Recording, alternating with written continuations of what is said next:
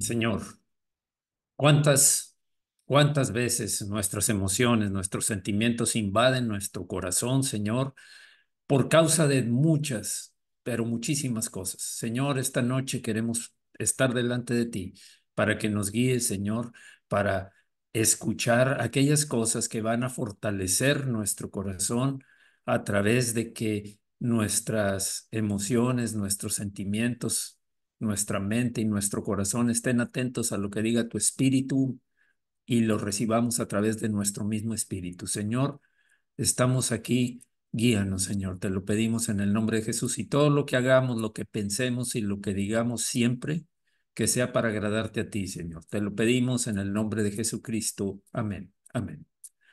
Muy bien, buenas noches. Buenas noches. Vamos a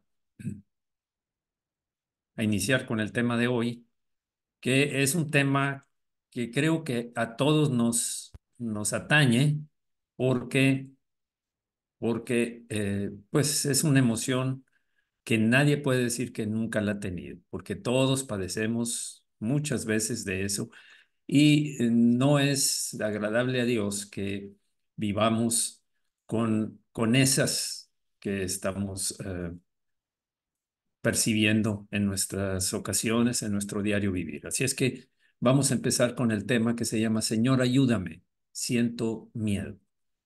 Y esto lo vamos a enfocar, por supuesto, en pasajes bíblicos y en la historia de un hombre que no tenía mucha sabiduría espiritual porque era en el pasado, y tampoco tenía mucha relación todavía con el Señor, pero tenía promesas, promesas hechas a sus padres, a su padre.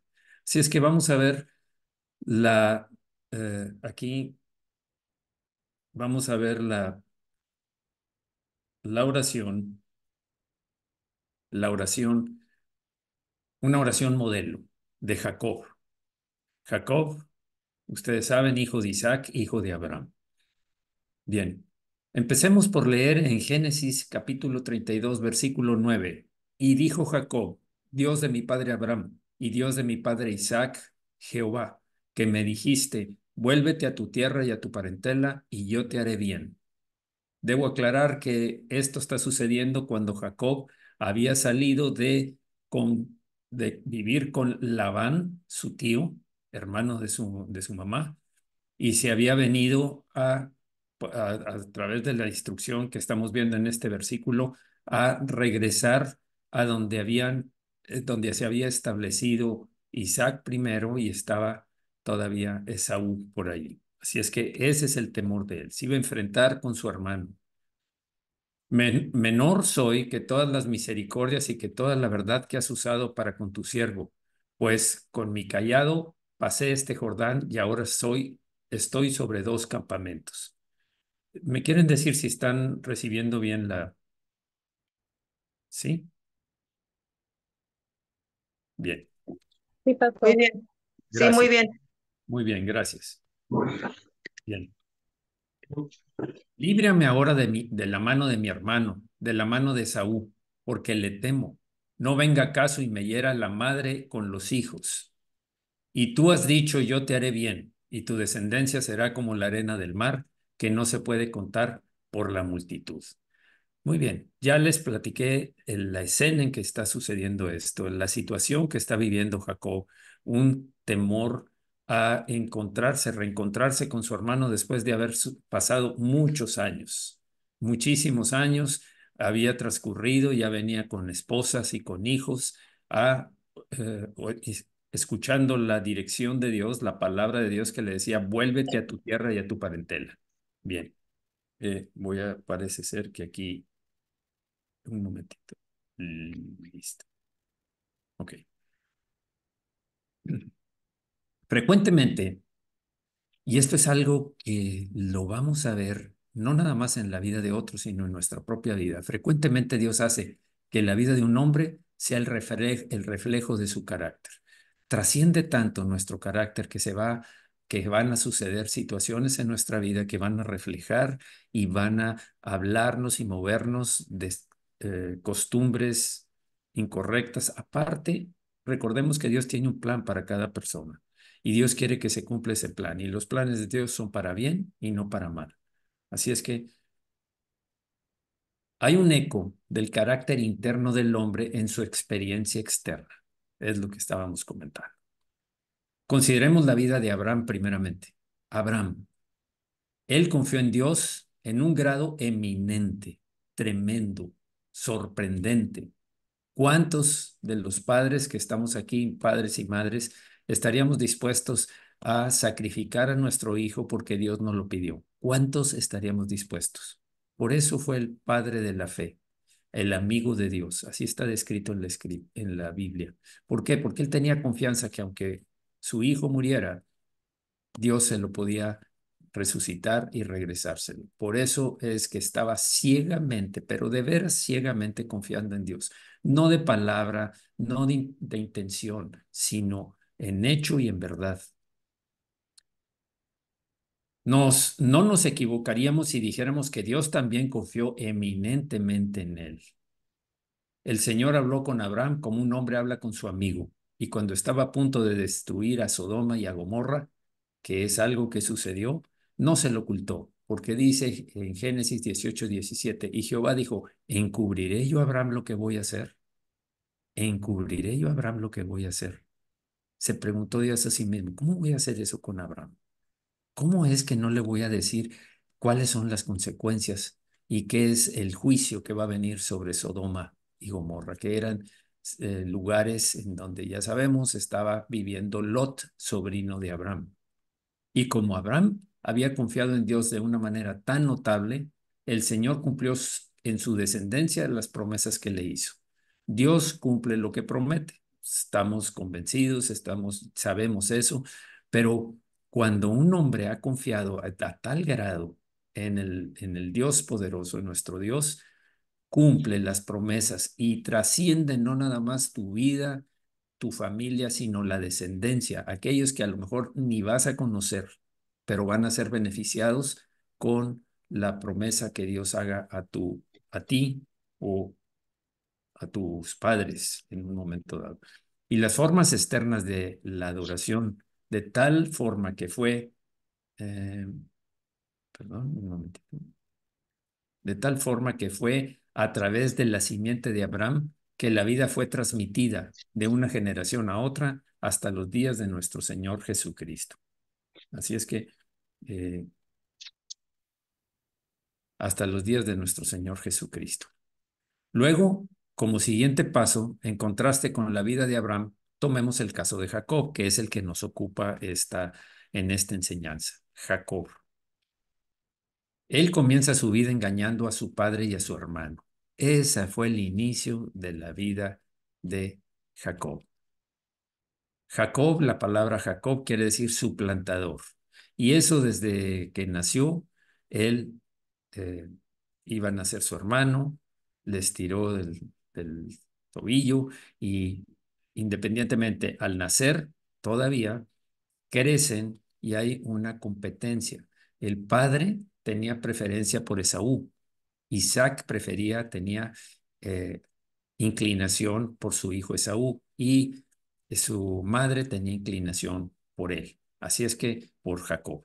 Así es que había un conflicto desde los padres que estaba trascendiendo también en la competencia de los hijos por ganar la aprobación. Eso es peligroso porque siempre debemos tener cuidado con cómo tratamos a nuestros hijos, cómo estamos formando su carácter a través del comportamiento nuestro de los padres. Tenemos que ser cuidadosos y atentos al tipo de temperamento que tengan nuestros hijos para no dejar heridas que después puedan causarles problemas en el futuro. Bien. Entonces, sabemos cómo fue que Jacob, en la escritura está dicho cómo fue que Jacob engañó a su padre Isaac haciéndose pasar por Esaú a través del consejo de su mamá. Entonces, eso fue lo que hizo, eh, eso fue lo que hizo Jacob y lo hizo a sabiendas de su madre y de él. Este era un engaño tremendo que estaba haciendo con su padre. Aquí está rompiendo lo que el Señor nos ha hablado de honra a tu padre y a tu madre para que te vaya bien y tengas larga vida sobre la tierra. Él engañó a su padre, haciéndose pasar por Esaú. Y a través de eso obtuvo la bendición de la primogenitura, la bendición que Jacob le dio.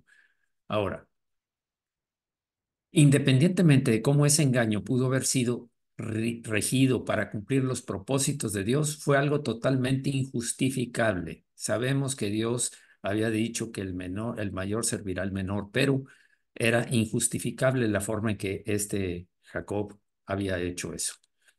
Así como engañó a Esaú de esa manera, él también experimentó lo mismo en carne propia. Y no nada más Jacob experimentó en carne propia el engaño. Hubo dolor en el corazón de su madre porque ya no volvió a verlo. No se vuelve a comentar que lo vio. Puede ser que sí hasta que regresó, pero no lo habla la escritura. Cuando estuvo con Labán, Labán es hermano de Rebeca, tío de Jacob, fue engañado una y otra vez. Engañado inclusive en cuanto a la esposa que le fue dada o que le fue vendida. Había dos mujeres, el- Rebeca y Lea. Jacob era gran negociador, astuto, tramposo, muy poco escrupuloso, el típico padre de los judíos, como lo conocemos y a través de la historia hemos visto esas acciones, esas actitudes, pero no nada más en ellos. En toda la naturaleza humana perdida somos igual. Sin embargo, sabemos cómo Labán fue en todo momento más astuto que Jacob, sabiendo cómo negociar en su propio provecho. Al parecer, esta familia estaba eh, entrenada en hacer eso, porque también la madre de Jacob, Rebeca, le dijo cómo engañar a su papá, a Isaac, y también Labán, hermano de Rebeca, también estuvo engañando a Jacob. Bien, fue una vida de negociar de principio a fin y una vida de penalidades, aunque Jacob era favorecido de Dios. Su experiencia externa era el eco de un carácter interno. Como había hecho con otros, así fue hecho con él. En él se cumplió la declaración de nuestro Señor, que en aquel entonces no había sido expresada todavía. Marcos 4:24 le dijo también, mirad lo que oís, porque con la medida con que medís os será medido y aún se os añadirá a vosotros los que oís. Hay que tener cuidado porque así como se obra, también así se recibe. Por eso es tan delicado esto. En este caso, debo aclarar que Jacob tenía miedo a enfrentarse con su hermano Esaú por las consecuencias del engaño que él había hecho. Pero el temor no viene solamente por esto, el temor viene por muchas circunstancias, el miedo viene por muchas circunstancias. Miedo, en algunos casos hay miedo a las circunstancias, miedo a las consecuencias por algún acto o alguna palabra que dijimos, miedo al futuro, miedo a la oscuridad, miedo a las tinieblas, miedo a diferentes tipos, miedo a que haya un ataque de personas, algunas amenazas que se han hecho verbales. Hay muchos tipos de cosas que provocan el miedo. Eminentemente viene de pensamientos que surgen primero y que afectan nuestras emociones y nuestros sentimientos. Por eso surge el miedo. Veamos también a Moisés, quien prácticamente renunció al trono de Egipto cuando rehusó ser llamado hijo de la hija de Faraón. Moisés no quiso la herencia egipcia. Moisés renunció a ser como hijo de la hija de Faraón. Tenía privilegios especiales por ser de la realeza prácticamente. Estaba incluido en la realeza, pero Moisés dijo, no quiero eso, porque tuvo por mayores riquezas el vituperio de Cristo que todos los tesoros de los egipcios. Esta es una decisión. Aquí está viéndose, proyectándose el corazón de un hombre que ponía sus ojos en el Señor y no en las riquezas, en el reino de Dios y no en el reino del mundo y gobernado por el maligno. Vamos a orar, Señor. Estos ejemplos que nos vas a dar, Señor, y toda esta enseñanza van a redundar en nosotros para fortalecernos, para hacernos fieles también, para buscar las cosas del reino de los cielos, para poner la mirada en ti, Señor, y no en las cosas del mundo, ni siquiera en las amenazas. La historia de Abraham, la historia de Moisés son historias impactantes, porque vemos ahí a hombres que todavía no conocían lo que nosotros conocemos ahora, pero te amaban y tenían temor de Dios, te honraban y querían agradarte a ti antes que a los hombres. Muchas gracias, Señor, por estos ejemplos. Por eso quedaron registrados.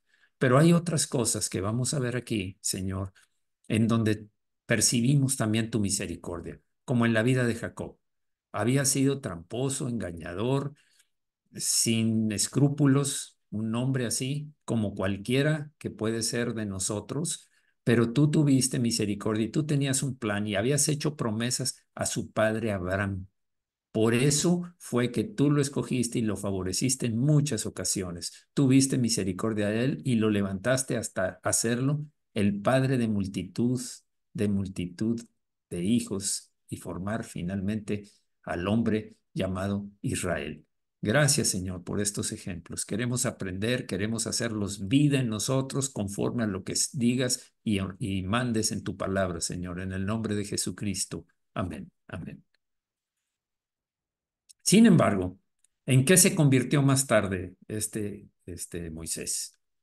¿No fue acaso rey de Jezrún, Israel? Jezrún es Israel, amado, con un extraño y maravilloso poder sobre las huestes del Señor.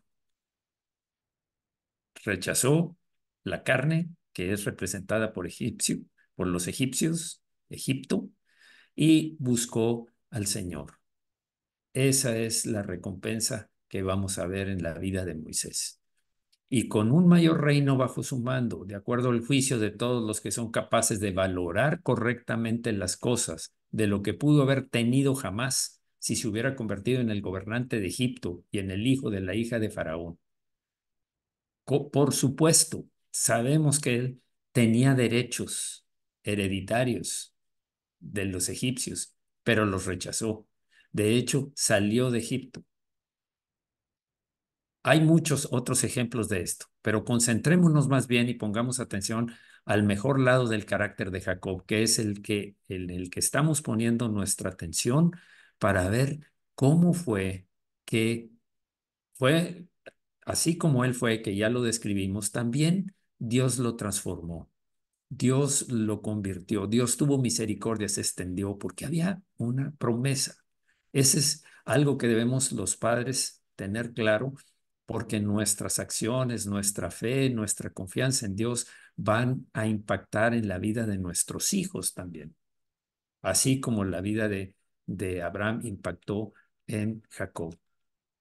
Según nos es revelado en la oración que hemos escogido para nuestra meditación en esta ocasión.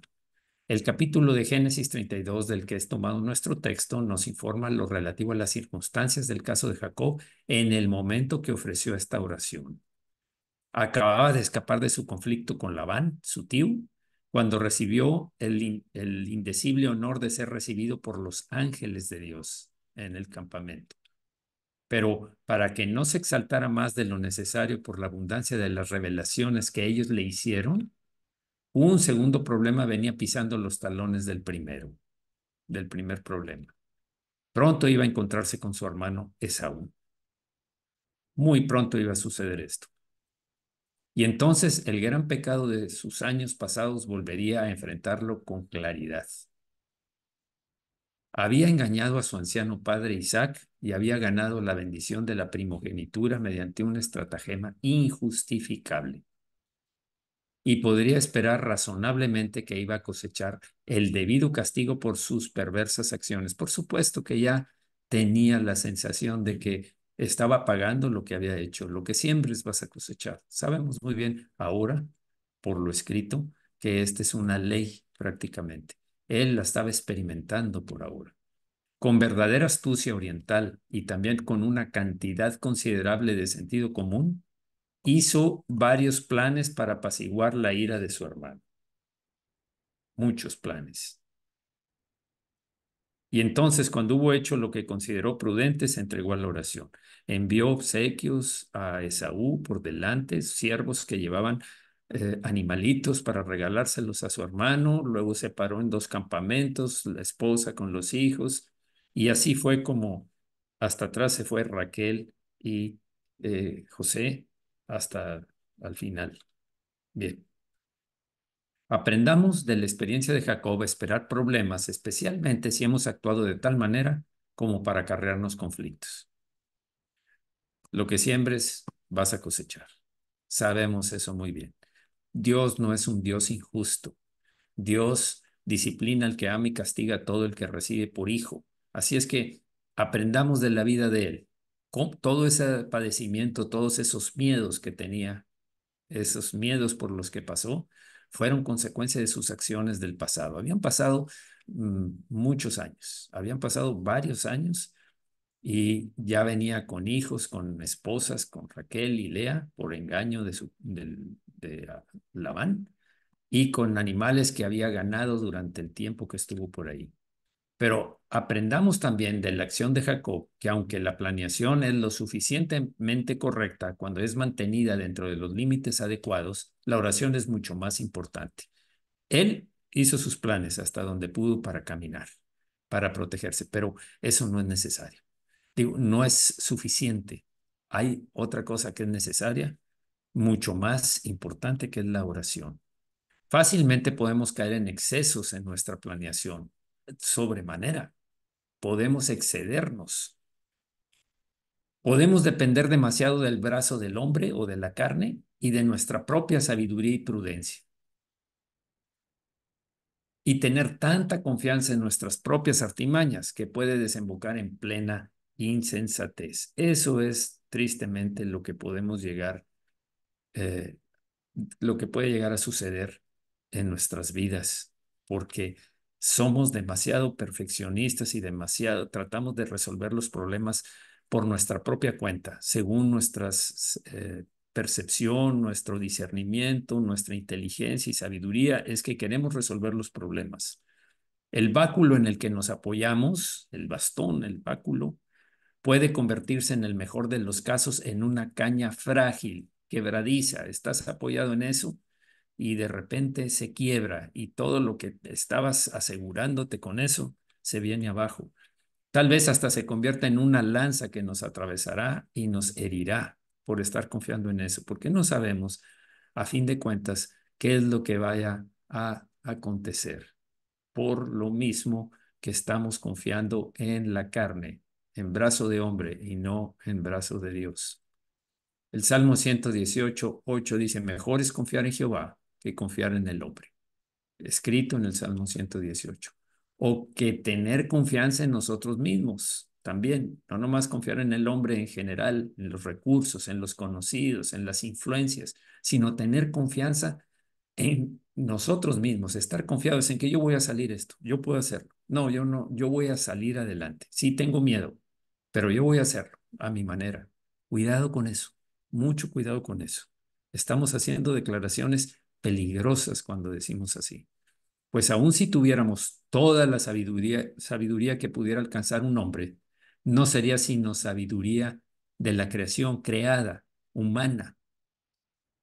Mientras que si vamos en el acto al Señor nuestro Dios, iremos a la infinita sabiduría, al que conoce todas las cosas, al omnisciente, omnipotente Dios. Así es que, y podemos esperar ser guiados correctamente en todas las dificultades del camino si recurrimos a Dios, si recurrimos a Dios. Por supuesto que no vas a salir bien librado, no vamos a salir bien librados si son consecuencias, si es disciplina. Sin embargo, sí vamos a tener bendición cuando seguimos dependiendo del Señor. Aún así, Jacob seguía orando dependiendo de Dios. La oración debe ser nuestro primer recurso. Muchas ocasiones he oído comentarios que dicen, pues, ¿qué más nos queda? Pues sin orar, a ver qué pasa. ¿Qué? ¿Ese es el último? ¿Qué más nos queda más que orar? Esa no debe ser la situación. De hecho, si pensamos que es también el último, que sea en todo tiempo mejor el primero, no el último recurso. El primero es acude a Dios. Después acudes a los médicos. El rey Asa, el rey Asa enfermó de los pies, recurrió a los médicos y muchos otros hicieron lo mismo y no a Dios y falleció, murió. No vayamos a la puerta de Dios solo porque hemos intentado las de los demás y nos fallaron. No vayamos a la fuente solo porque las cisternas estaban vacías. Qué ilógico ya cuando lo vemos así. Es como decir, vamos a vivir de los tanques de agua que se hayan recolectado y no a la fuente, a la presa de donde están toda el agua necesaria. Debemos tener cuidado con eso. Nuestros miedos pueden ser causantes de acciones que después digamos, ¿por qué no fui primero a buscar al Señor en oración, a creer, a confiar? Pero vayamos primero a nuestro Dios de manera primordial y digamos, aún si las cisternas de la tierra contuvieran agua, no abandonaríamos a nuestro Dios por ellas, ni así lo abandonaríamos. Así es que pongamos mucha atención en esto. Es delicado. Sí, sí lo es. Sí es muy delicado porque a fin de cuentas, ¿quién es el que nos puede liberar de las dificultades, de las situaciones que nos amenazan y de las cuales tenemos temor? Y si todas las fuerzas de nuestro prójimo fueran tan reales y tan poderosas como ellos profesan que lo son, como ellos eh, presumen que lo son, todavía sí nos apoyaríamos en el brazo que sostiene a todo el universo, el invisible brazo del Creador fiel. Esas deben ser nuestras declaraciones. No me interesa. Sí, yo sé que hay muchas influencias a las que puedo recurrir. Tengo muchos recursos. Es más, yo tengo experiencia en cómo resolver esto, pero no confío ni en mí, ni en todos los recursos, ni en todas las personas que me rodean y que me ofrecen su ayuda. No, confío en el brazo poderoso que sostiene al universo, el brazo invisible del Creador fiel, como dice por acá. En eso es donde debe depositarse nuestra confianza. Cuando eso pasa, la situación puede seguir igual, pero nuestro corazón va a cambiar. Este tema fue seleccionado porque nos da un tipo de modelo de lo que la oración debe ser. Veamos varias características de esta oración para saber por qué quedó por escrito, trascendió los años, los miles de años y ahora llega a nosotros.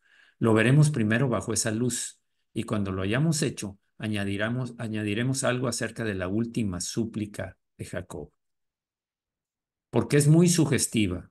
Y luego concluiremos con una palabra o dos sobre la respuesta a esta oración modelo del patriarca. Son tremendas las cosas que nos está hablando aquí a través de esta oración. Muy pocos versículos tratamos, pero un contenido tan grande porque conocemos el escenario donde estaba el evento que estaba sucediendo. Veamos entonces la primera, la oración modelo de Jacob, que es una de las primeras que están registradas en la Santa Escritura, por lo menos, con mucho detalle, por lo menos con mucho detalle. Esta es de las primeras. Es recomendable que la imitemos por la sencillez del tema, muy recomendable. No le estamos tomando como un rezo, una repetición, pero sí estamos considerando el impacto que tiene cada uno de lo que nos está indicando en lo que vamos a leer, en la fe, en la confianza, en la humildad con la que se hace.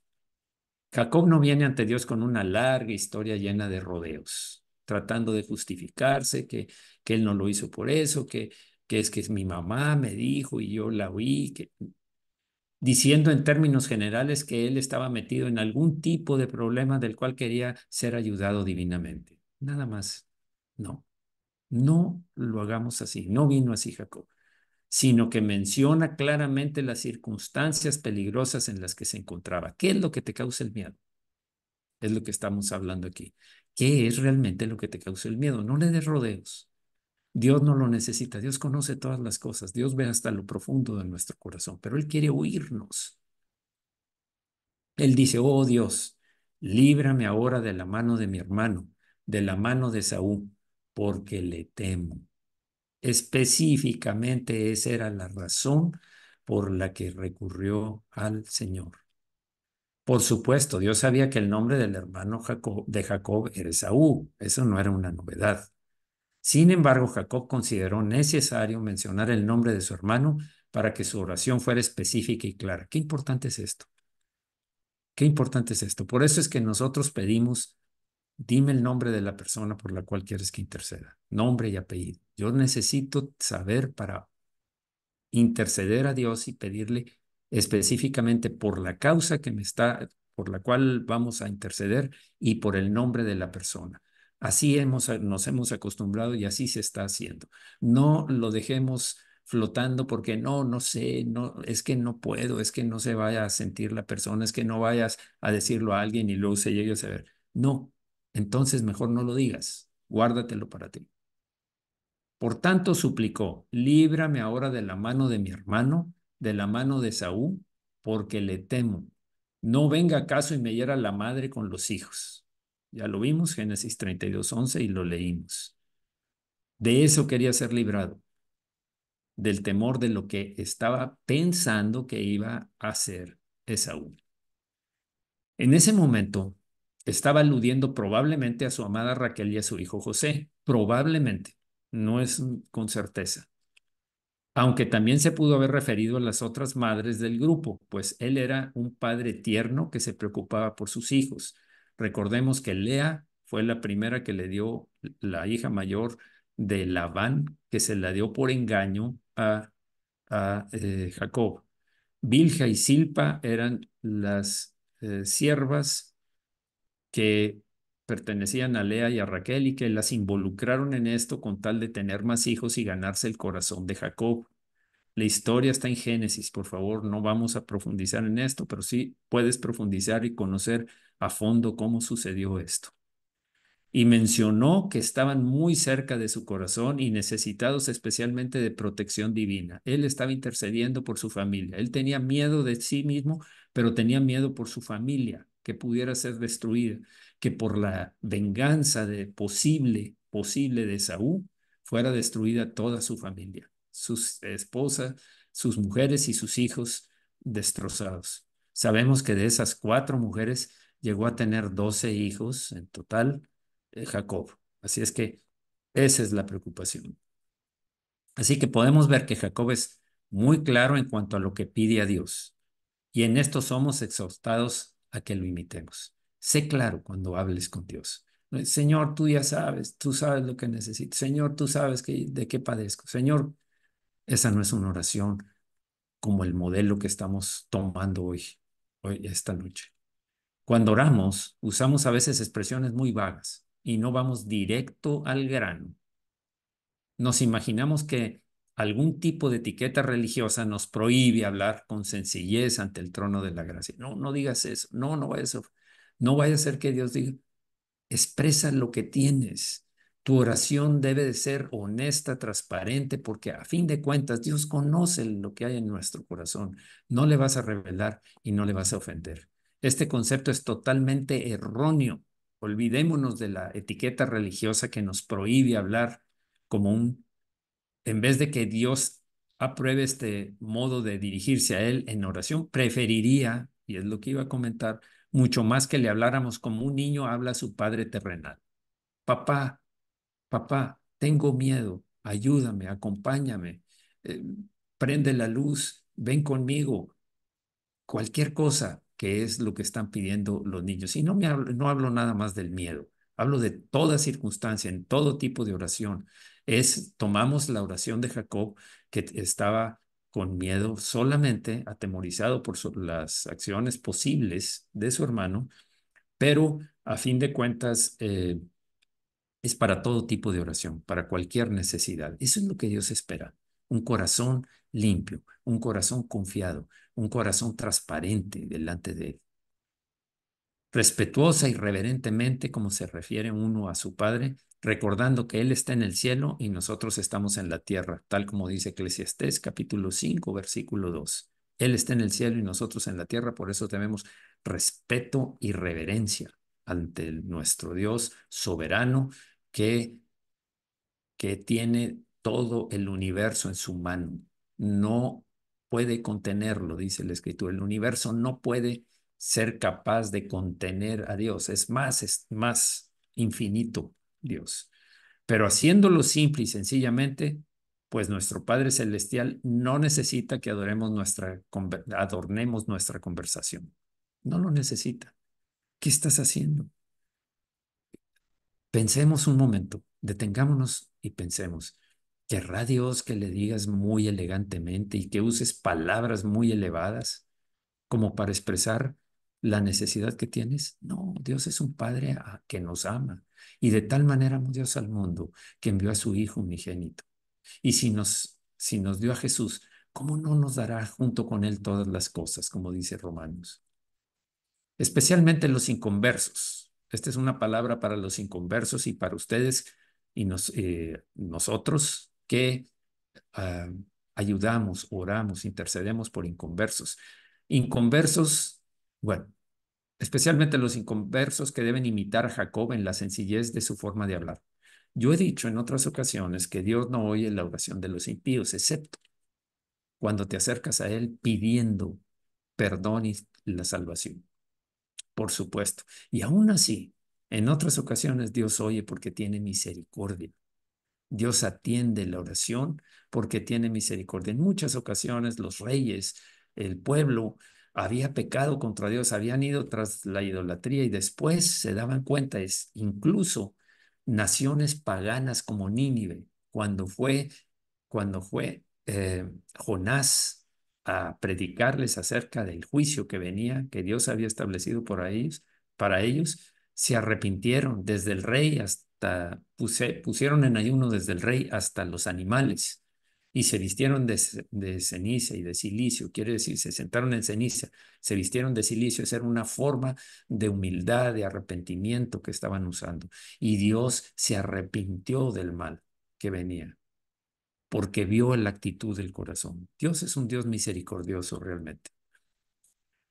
Para los inconversos, cuando oren, no se preocupen nunca del modo de su expresión, pero vayan directo al punto principal. Es que yo no sé orar como los cristianos, es que yo no sé cómo decirle a Dios. Díganle al Señor que ustedes lo han ofendido gravemente y mencionen a Él sus pecados en privado por nombre, a Él en privado por nombre. Si su gran pecado ha sido la borrachera, por decir algo, llámenlo por su nombre. Si ha sido la inmundicia, llámenlo por su nombre. Si ha sido adulterio, fornicación, idolatría, cualquiera que sean los pecados de la carne en los cuales se ha caído, confiésalos delante de Dios, expónlos, descubre lo que ha estado oculto en tu corazón, pero que Dios lo conoce. No traten de disimular delante del Señor o de encubrir su pecado ante el Dios que todo lo ve y todo lo sabe. Por favor, es perder el tiempo, es una vergüenza, es una ofensa para Dios. No necesitan tomar un libro de oración para ver cómo quiere el autor que ustedes oren. Ni necesitan tomar prestado de alguien un libro sobre devociones o devocionales matutinos para ver cómo oró un cierto teólogo eminente, cómo lo hizo tal persona que conoce mucho. Hazlo desde el fondo de tu corazón, hazlo desde el fondo de tu corazón, sino que vayan directo a Dios y digan, Señor, tú sabes lo que necesito. Yo soy un pobre pecador culpable y no puedo expresarme de manera de agradar a mi prójimo, a los que me oyen, a los que sí saben cómo hacerlo con más palabras que son palabras aprendidas de la Escritura. Pero tú sabes lo que soy y lo que necesito. ¿Me otorgarás por pura gracia el perdón de mi pecado? Humildemente pidiéndolo, me lo otorgará, Señor. Eso es lo que necesito, Señor. Tú que eres el único que puede perdonar al culpable, Señor. Tú eres el único. No hay nadie más. Me recibirás en tus brazos, tú que eres el bendito Salvador de los perdidos. ¿Me recibirás? Sean explícitos con Él. que se vea que ustedes no están orando por simple hecho de estar cumpliendo con una cierta ceremonia religiosa. Mira, repite esta oración y ya vas a ser salvo. ¿Qué? Le estamos poniendo en su boca rezos. Rezos son repeticiones, por cierto. Rezos es repetir y repetir palabras vacías que dicen los gentiles, decía Jesús. No oréis como los gentiles, que por su palabrería piensan que serán oídos, dijo Jesús. No, no, no, no.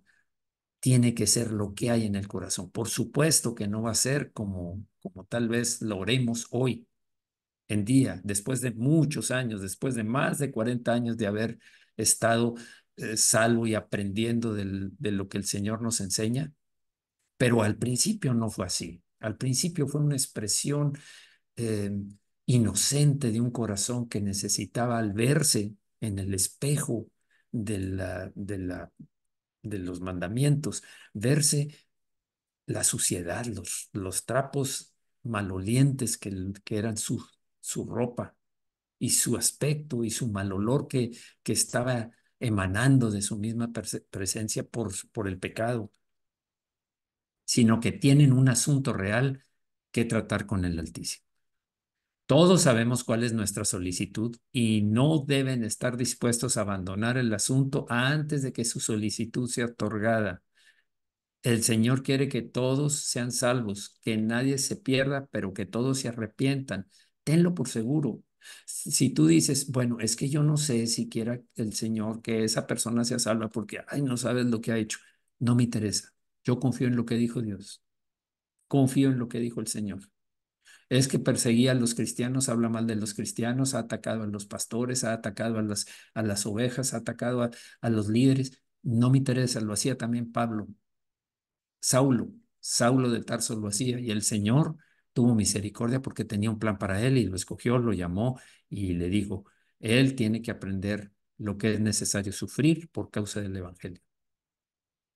Por eso es recomendable la oración de Jacob por la sencillez de su lenguaje. Esa oración debe ser alabada por la humildad de su espíritu, la humildad que manifestó. Observemos especialmente estas palabras del patriarca de Jacob. En el versículo 10 dice, menor soy que todas las misericordias y que toda la verdad que has usado para con tu siervo.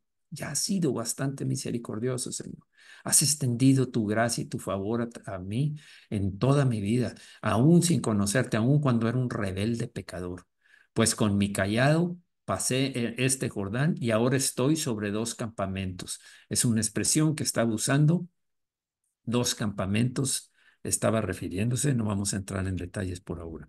Si sugerimos que hay algo digno en nosotros, el poder de esa oración es destruido de inmediato. Cuando nosotros decimos, Señor, ayúdame, tú sabes que yo he sido bueno, tú sabes que yo hago esto, yo hago lo otro, ayudo a la gente, voy a la iglesia, tú sabes que no tienes ningún merecimiento. En el momento que expresas eso, ¡pum!, se desinfla todo lo que habías construido. Se viene abajo todo lo que habías edificado en tu oración. ¿Por qué? Porque hay soberbia, hay soberbia. Pero si argumentamos su indignidad, porque no somos dignos, entonces estarán donde estaba el publicano cuando clamaba, Dios, sé propicio a mí, pecador. Y ustedes saben cómo éste descendió a su casa justificado antes que el fariseo, que decía que ayunaba 2 veces a la semana y bla, bla, bla, bla, bla, bla, especialmente, mucho mejor que todos, especialmente que ese publicano pecador. Bien, vamos a dejarlo hasta aquí. Vamos a concluir aquí esta enseñanza por lo pronto. Por supuesto que vamos a seguirla, eh, pero vamos a,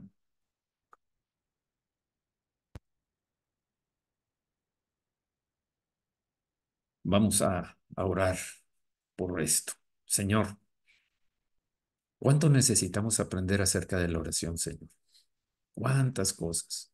Aun cuando alguien se haga merecedor a una respuesta de tu parte, no podemos acercarnos a ti presentándote todas las credenciales, todas los títulos de las cosas que hemos hecho como si estuviéramos obligándote a ti a escuchar nuestras peticiones y concederlas. De ninguna manera.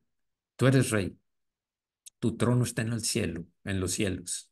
Nosotros estamos en un planeta de tantos planetas que hay, pero somos tu pueblo y estamos, Señor, rendidos ante ti. Señor, viendo tu grandeza y tu majestad y tu poder, tu omnipotencia, omnisciencia, omnipresencia en todas las cosas, Señor. Nosotros nos humillamos ante ti cuando oramos, porque cuando se hace una petición a un alta rey, a un alto dignatario, lo hacemos con humildad. Sí, Señor, tal como lo estaba haciendo en este caso Jacob y como lo están haciendo, como lo han hecho muchos en la historia que aparece en la Escritura. Gracias, Señor, por ser tan paciente, misericordioso. Gracias, Señor, porque la vida que hemos tenido aún antes, aún cuando éramos rebeldes, pecadores, que no te conocíamos, tuviste misericordia y muchas cosas buenas nos diste, hasta el momento en que nos diste la salvación también y nos sigues dando cada día, en cada momento. Señor, reconocemos que hemos pecado en el pasado y hemos pecado y todos los hombres pecan muchas veces, como dice tu escritura, tú dice tu palabra. Pero, Señor, recurrimos a ti humildes, humillados, reconociendo nuestras faltas, de ninguna manera soberbios, de ninguna manera altaneros, sino humildes delante de ti, Señor. Te pedimos hoy, Señor, perdona cada ocasión lo que hemos hecho en nuestro pasado. Y cada quien en su lugar y en su tiempo va a repetir aquellas cosas que el Espíritu nos redarguya de pecados pasados, así como lo hizo Jacob por el temor a Esaú y por lo que había hecho con su padre.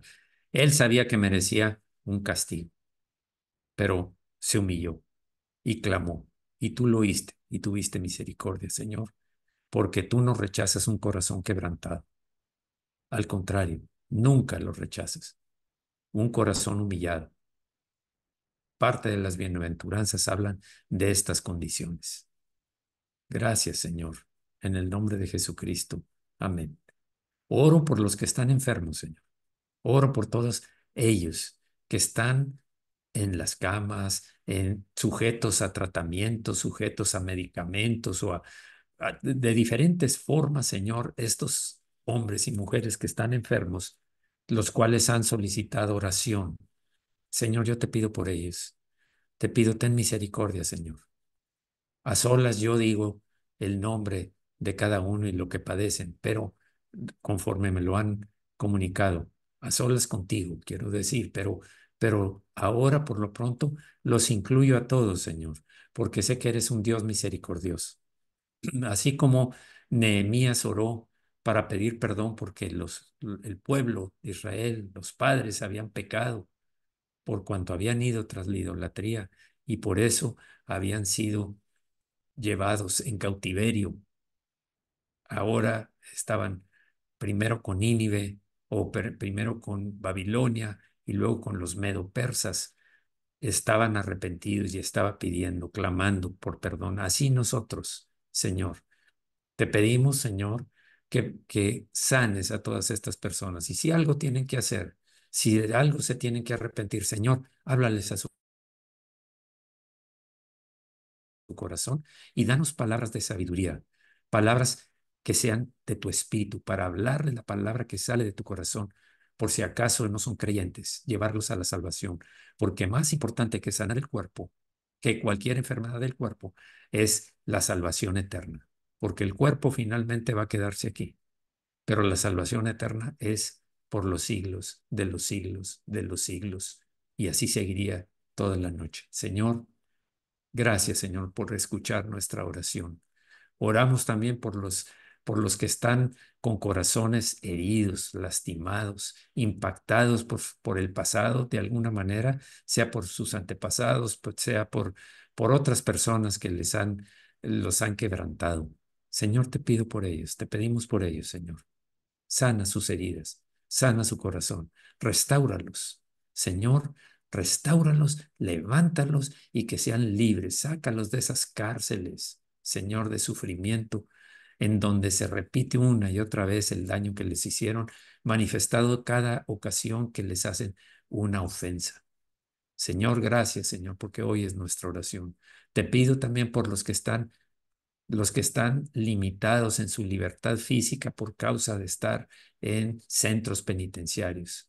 Señor, es difícil un ambiente ahí, muy difícil, mucho, muy difícil, pero Señor, nada es imposible para ti para guardarlos, para protegerlos, para enseñarles de tu palabra, para que ellos clamen a ti en humildad y busquen, Señor, la forma de ser libres, de salir en libertad con los recursos legales, pero esos recursos legales van a ser tocados, esos corazones de la gente que va a tomar decisiones son que sean tocados por tu mano, Señor, para que sean a favor de estos hermanos y hermanas que están en prisiones. Te lo pedimos en el nombre de Jesús. Te pedimos por los que están pasando por necesidades económicas, por decisiones difíciles que van a tener que tomar, Señor, y a las cuales tienen miedo, para que no sea así, sino que sea una oración clara, una oración sencilla, con humildad, tal como lo hizo y como lo vimos en Jacob. Señor, gracias, Señor, por todos también los que diezman, porque sabemos, Señor, que tú amas al dador alegre. Sabemos que tú bendices, Señor, cuando son traídos los diezmos. En el nombre de Jesús, no nada más en carne propia, lo he experimentado y lo sigo experimentando, sino con todos aquellos que son fieles y que me lo han declarado. Gracias, Señor, en el nombre de Jesucristo. Amén. Amén. Muy bien. Eh, Termino aquí esta grabación.